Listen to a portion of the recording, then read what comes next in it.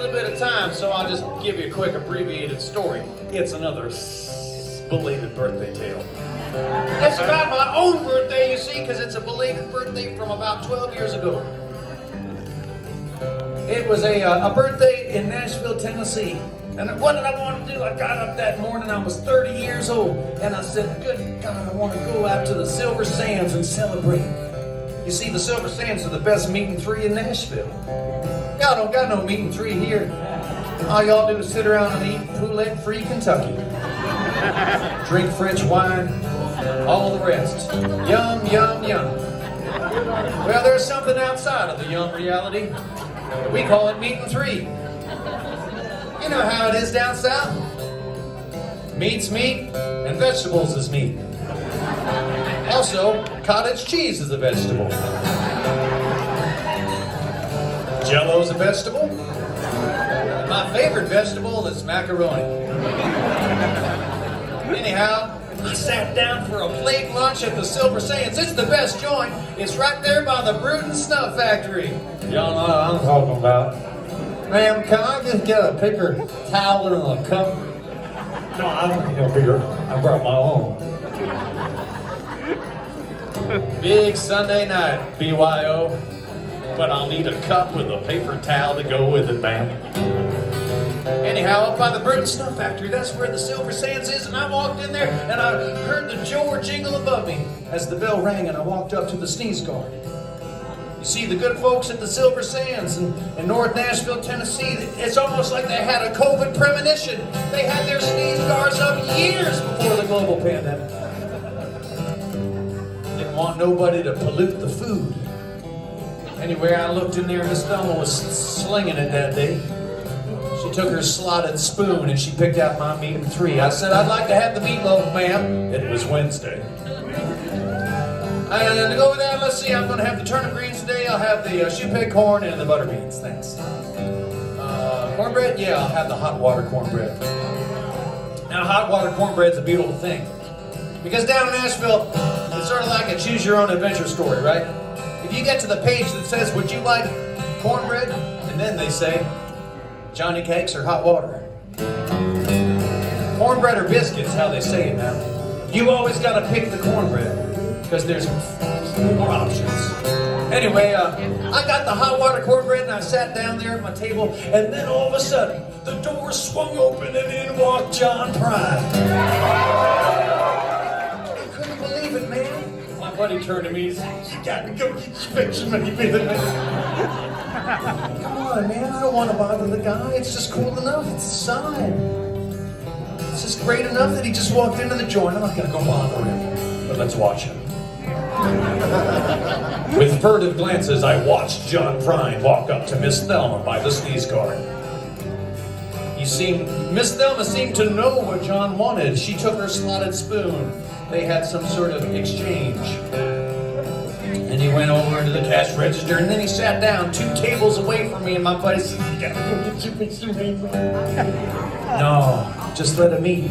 Let the man eat. It's just enough to have your birthday in the presence of that sort of greatness. And then, that's when I noticed. Looking over there at his plate. Looking at mine. Looking at his. Because there on John Prine's meat and three plate, meatloaf, turnip greens, shoe-peg corn, and butter beans with hot water cornbread. Are there any mathematicians in the room tonight? This is a matter of factorials. This is a logarithmic equation. The chances of John Prine and me having the same plate at a meat and three was like 1 in 6 billion. More. Anyhow, I sure felt lucky. I'm gonna start singing.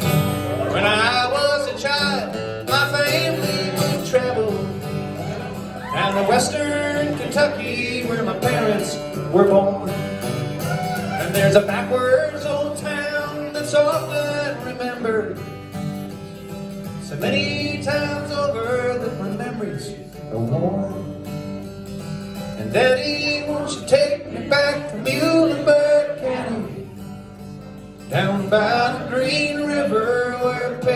paradise lay. Well, I'm sorry, my son, but you're too late in asking, 'cause Mr. Peabody's coal train has hauled it away.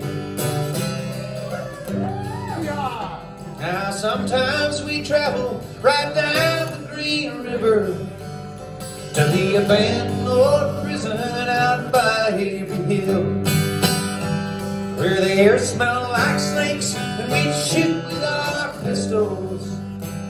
Oh, but empty pop bottles was all we would kill. And Daddy, won't you take me back to Muhlenberg County, down by the Green River where paradise lay?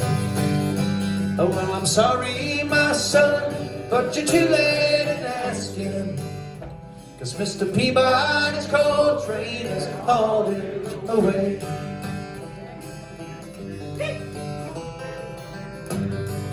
Well, after I ate the same meat and tree as John, we got to be friends. My band opened up for him all across America. Sometimes I do a radio show down at the old Ernest Tubb record shop, and John Prine would come in and make requests. One time he even held my kid. We became friends. He told me about his brother. That's who I felt akin to. I thought, man, you must have had a hell of a brother. Turn out the way you did. I know there's a lot of people missing a lot of people right now. And some of them are missing John Prine, and some of them are missing somebody that knew a little bit better than John Prine. Maybe it's your Aunt Thais or Uncle Peter. It was really a shit show in the past couple of years. Amen. So songs like this remind us we just gotta keep on singing. Wouldn't you agree? Don't you think it's important we just keep on singing? But it's not enough to sing. You see, you gotta sing with intention. Sing with meaning. Sing with a furtive glance. Sing with a cleft chin. Sing with passion. And so I'd like to sing this third verse of the song. A song in which John recognizes a tyrant. Oh, maybe he's a hapless one. Maybe he's the kind of tyrant he don't mean to be a tyrant. He just meant to make a lot of money. But when you tear up paradise, that seems like a pretty tyrannical act, wouldn't you agree? Yeah. Even for a whole shitload of money. Even for $6 billion or more, or whatever that figure was I came up with earlier. More than that. You tear up paradise, that's pretty tyrannical. Anyhow, he calls out a guy, Mr. Peabody. I got another tyrant in mind. Got a P for a surname. He's a real asshole. So I'd like to sing this third verse, all the while knowing I'm sending it to our friends in the Ukraine tonight, who are trying like hell to hold on to a piece of paradise the size of Muhlenberg County and all of Kentucky all put together. Fighting a much worse man than Mr. Peabody and his damned old coal train. But someone's got to remind me how it goes, because I got carried away.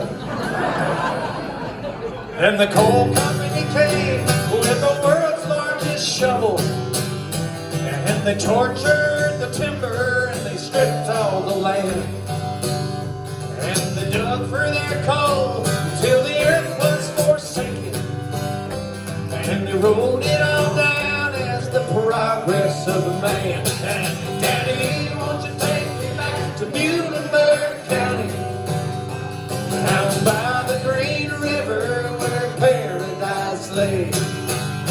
Oh, well, I'm sorry, my son, but you're too late in asking, 'cause Mr. Peabody's coal train has hauled it away. And when I die, let my ashes float down the Green River, and let my soul rise up to the Rochester Dam. I'll be halfway to heaven with paradise waiting, just 5 miles away from wherever